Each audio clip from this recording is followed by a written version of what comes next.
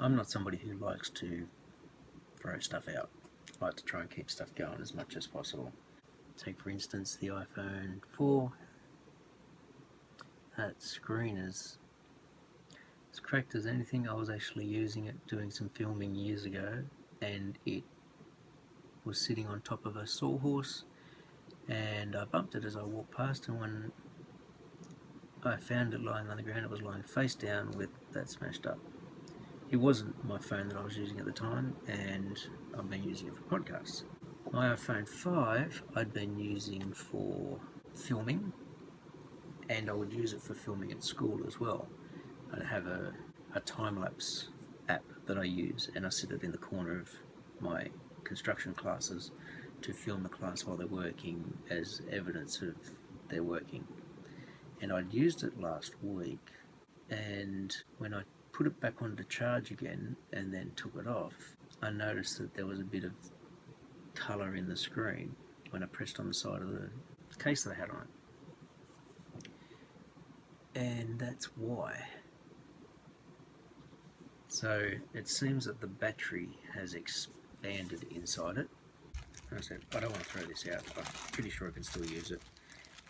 And I found a battery replacement and a kit that comes with it online. It comes with a whole stack of little tools in it to basically pull it apart. And I checked out a video by a channel called iFixit, and they had basically a step-by-step, and they've got a website as well, which I will link in this video, and the website basically has that step-by-step instructions on how to do this. And my main thing was that if I do nothing, it's busted. I do have a newer phone. When I checked out the price, it wasn't that expensive for this little kit of tiny screwdrivers and lifters and the battery. I think they basically sent the kit for buying the battery. I think I paid $10. What I'm going to do is I'll face the camera down at the phone, see if we can get filming, and I'm just going to follow the instructions that are here. I might say what I'm doing as I'm going, because voiceovering isn't really something that works that well for me anyway right now. So here we go. Okay, I've just read all the precautions about swollen batteries. It says you basically need to undo these two screws here.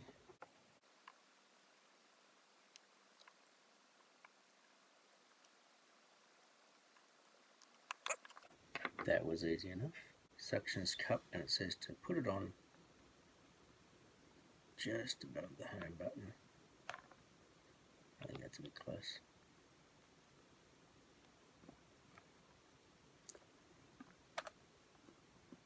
Make sure it's on there. Thankfully I don't have a cracked screen. So hold down on the phone, slowly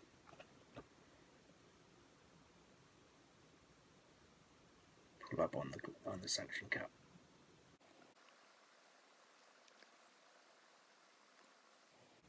And then use your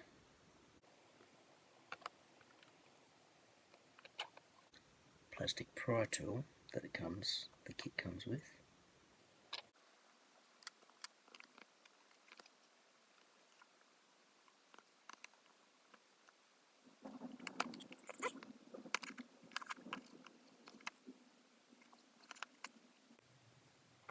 It says there's some clips along the side.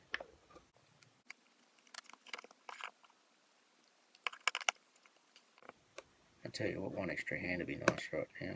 There we go.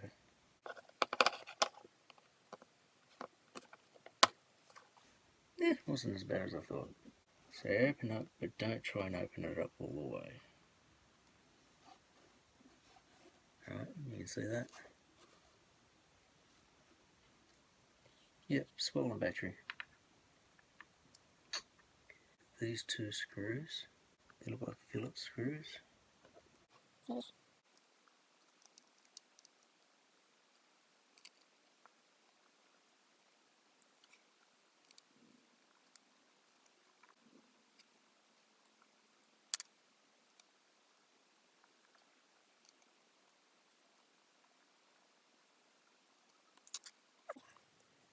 really fussy screws. Put that out of the way. Use the plastic tool to gently pry the battery connector up from its socket on the logic board. That's this bit here.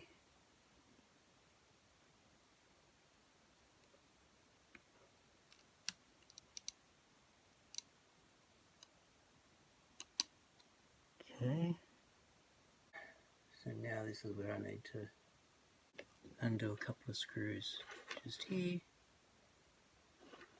so that I can take the screen off.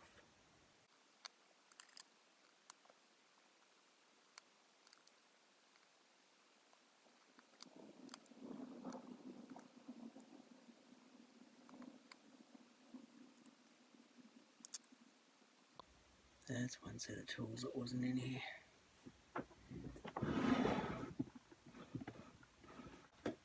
Let's find a pair of pliers or something.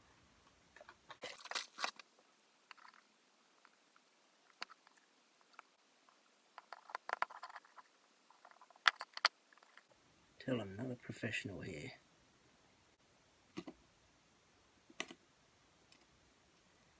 There we go. Sorry, my screen was getting in the way. Then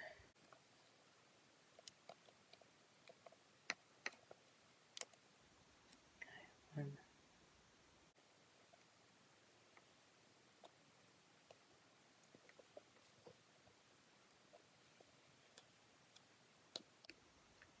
2,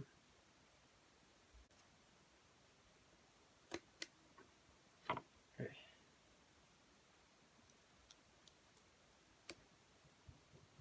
There we go. Screen's off. That was probably the most frightening bit there.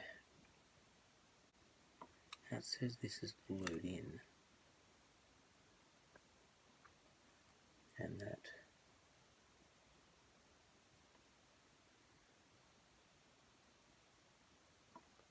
this tab is meant to help peel the battery up.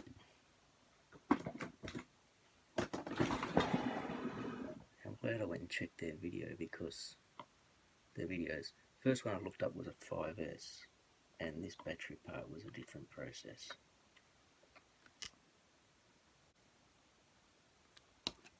That's a strong adhesive, and it says you can use a hairdryer to warm up the back of the battery to soften the adhesive, which you might need to do. Not that I really want to go warming up a swollen battery. Okay. Their other option, they say, is to pry up the battery from the outside edge.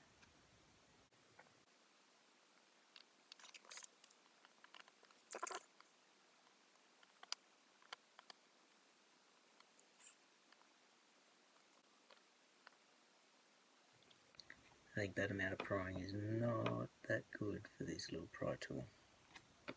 Probably grabbed the wrong one, because there's a second one here.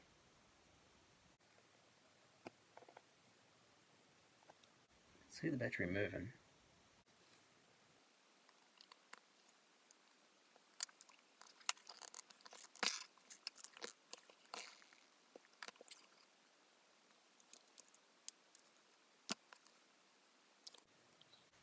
Tell you what, the iFixit video makes this look easy.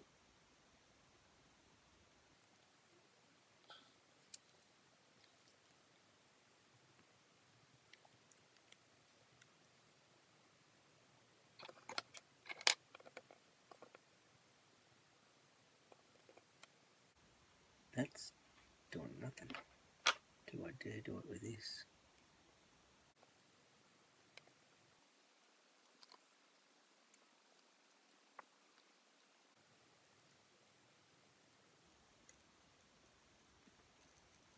You might be able to just hear that.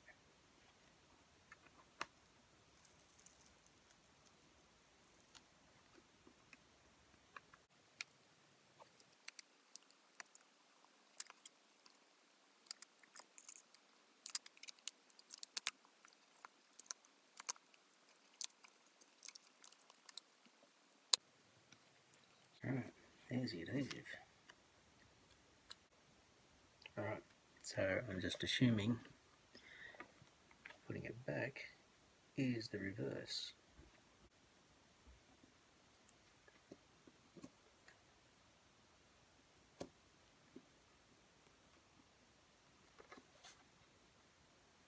It doesn't come with any glue.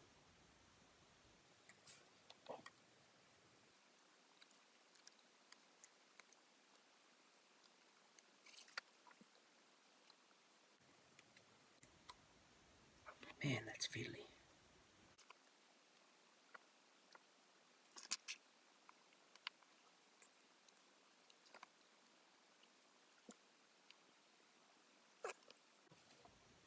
Hang on a sec. I'm gonna see if there's a reassembly instructions. Okay, so yeah, the reverse order. Battery in. But all of these connectors need to go in.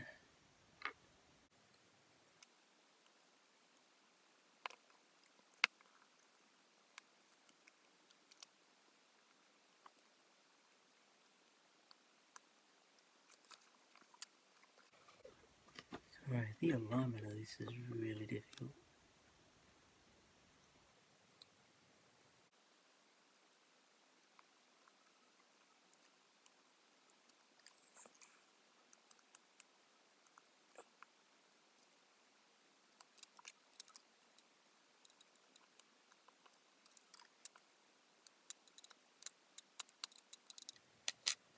Oh, well, they do snap into position.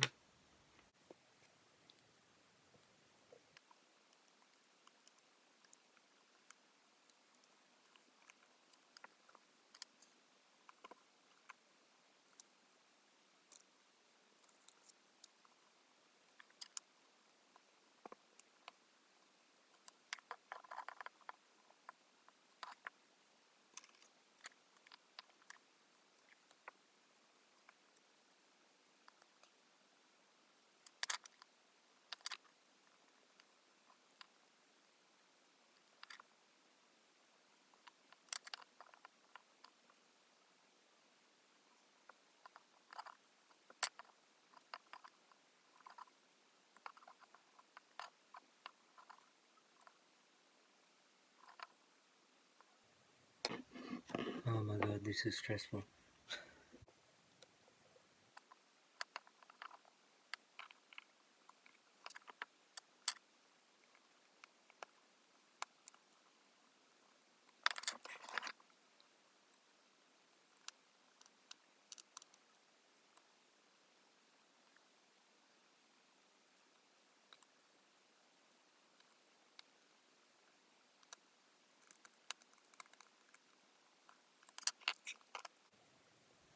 So that's those parts. Fiddly, fiddly, fiddly, fiddly. Oh my goodness.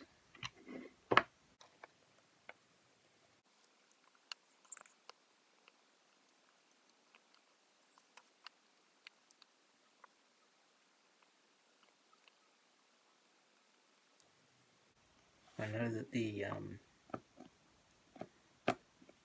connectors up the top made a positive click when they went in. I should have better light too.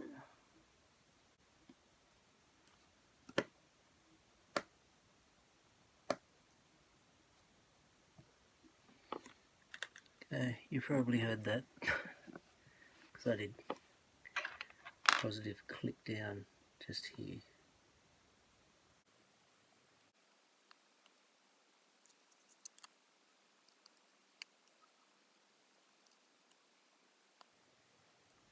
Another teeny tiny screw.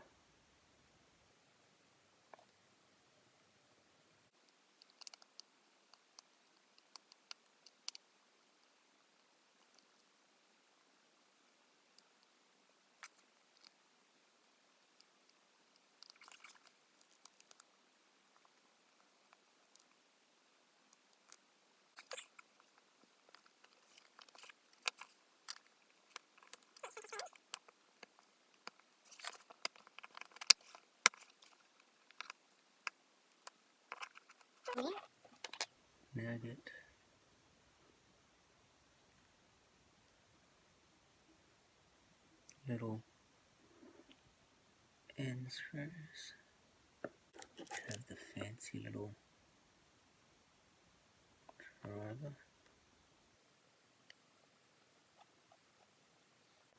With machine screws of any size, I usually turn them backwards just a little bit until you feel a little click. That's usually the first part of the thread seating itself.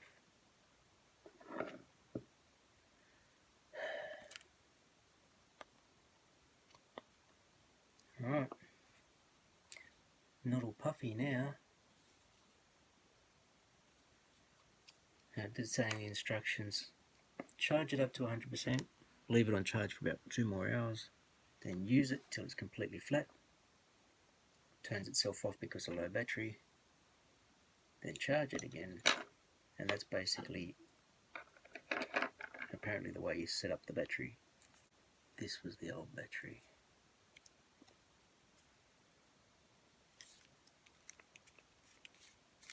Soft and puffy like a pillow, which means you definitely had it. It's exactly what the little battery did in the MP3 player I had. So now, take this to a e-waste recycler. Officeworks does it, our local tip does it, I think. There we go. So, if this doesn't work, I haven't really lost anything apart from time. I was trying to use these teeny tiny screws, didn't help much. Yeah, so if I have resurrected this for further use by doing this, like I said, the only thing I've wasted, if it doesn't work, is my time. But I've got a good feeling about it. We'll wait and see. This could hopefully be my new iPod for the car. Play through the stereo.